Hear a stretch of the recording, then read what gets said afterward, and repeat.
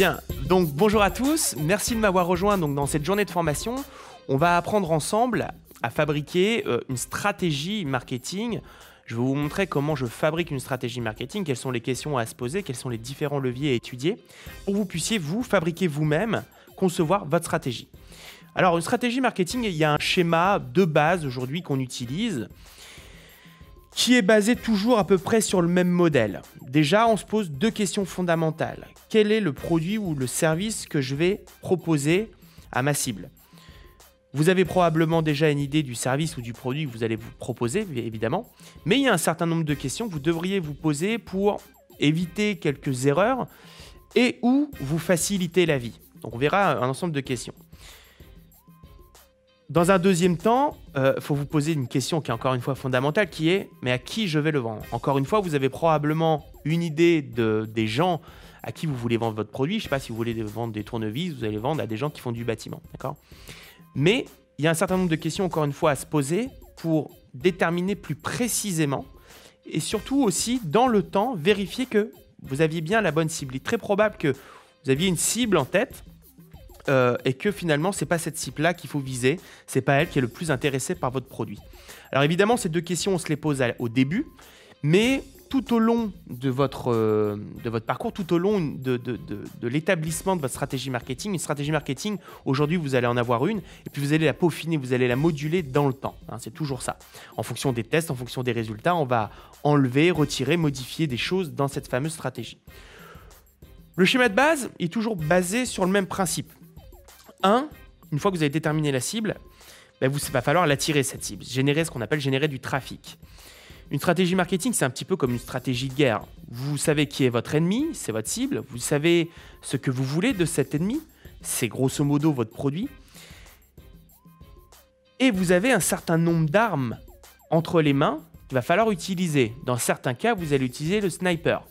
Dans certains cas, dans votre stratégie marketing, vous allez utiliser le référencement naturel. Parce que c'est ce qui, d'après vous, et c'est ce qui, d'après vos tests, va vous ramener le meilleur résultat ou le meilleur rapport effort-résultat ou investissement-résultat. Dans certains cas, vous allez utiliser le bazooka, dans certains cas, vous allez utiliser le pistolet, et dans certains cas, vous utilisez Facebook, la publicité, l'affiliation. D'accord ? Donc, on va voir l'ensemble de ces leviers. Le but du jeu, c'est de connaître toutes les armes qui sont à votre disposition et de sélectionner les bonnes pour votre cas spécifique. Et je vais vous montrer comment vous pourriez déterminer quel sera le ou les bons outils pour vous au court terme, au moyen terme ou au long terme. Dans un deuxième temps, il va falloir trouver encore une fois des outils, des solutions pour convertir ce trafic en leads ou en communauté. Donc un leads ou une communauté, grosso modo un lead, c'est quelqu'un qui est arrivé sur votre site, qui a rempli un formulaire, bref, il vous a laissé ses coordonnées d'une façon ou d'une autre qui va vous permettre de le recontacter par la suite. Fondamental pour la phase numéro 3. Et une communauté, c'est un engagement un peu plus faible, c'est quelqu'un qui a liké votre page Facebook ou qui vous a suivi sur Twitter. D'accord ? Il ne vous a pas donné ses contacts, son email, son numéro de téléphone en tant que tel, mais il est quand même rentré dans votre cercle. Dans un troisième temps, peut-être le point que vous recherchez tous vraiment à la base quand vous voulez mettre en place une stratégie marketing, c'est faire en sorte que cette communauté ou ces visiteurs, tout simplement, vous donnent de l'argent, bref, achètent votre service ou votre produit. Il y a des stratégies marketing où, par exemple, on squeeze complètement la phase du milieu, c'est-à-dire leads communauté, on ne passe pas par cette phase-là, on dirige directement le trafic vers des pages produits ou des propositions de vente. Donc, on ne convertit pas ces gens-là en leads ou en communauté, on les convertit directement en clients. Dans 95% des cas, ce sont des stratégies qui meurent à petit feu puisqu'on ne vend quasiment rien à des gens en direct.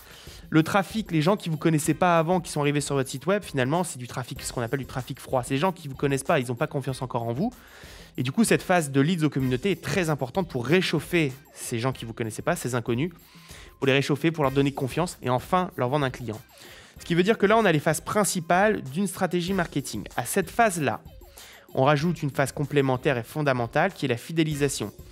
L'idée, c'est qu'une fois que quelqu'un est devenu client, vous achetez quelque chose, une prestation de service ou un produit, eh bien, c'est qu'il rachète encore soit ce même produit, soit des produits différents. On va voir les leviers qu'on peut utiliser. La fidélisation, c'est très important dans beaucoup de cas. Je vous donne par exemple sur Internet, tout ce qui est au niveau de la chaussure, au niveau du vêtement. Ce sont des entreprises qui dépensent beaucoup d'argent en publicité imaginons, il dépense 50 € pour obtenir un client qui va acheter pour 20 €, d'accord? C'est-à-dire qu'ils gagnent 20 € à chaque fois qu'ils ont dépensé 50 €. Grosso modo, à chaque fois qu'ils ont un nouveau client, ils perdent de l'argent. La stratégie de fidélisation va leur permettre de contourner cette problématique parce que dans le temps, ils vont faire en sorte que ce client qui a racheté que pour 20 €, qui donc leur a fait perdre 30 €, eh bien, va racheter pour 100 €, 150 € dans l'année. Au début, ça n'est pas rentable, mais grâce à une stratégie de fidélisation, parce que le client a été fidélisé, parce que le client a racheté plusieurs fois, eh bien, ça devient rentable. Donc, vous voyez, dans ce cas-là, c'est fondamental. Même si vous gagnez de l'argent au premier client, encore une fois, fidéliser un client, c'est beaucoup plus facile que de le convertir en client, de convertir un inconnu en client, tout simplement parce qu'il a déjà confiance en vous. Si vos produits sont qualité, eh bien, il sera fidèle plus facilement. Donc, ça peut vous ramener soit de la rentabilité sur un truc qui n'était pas rentable, soit davantage de marge, davantage de gains d'argent avec un effort minimum.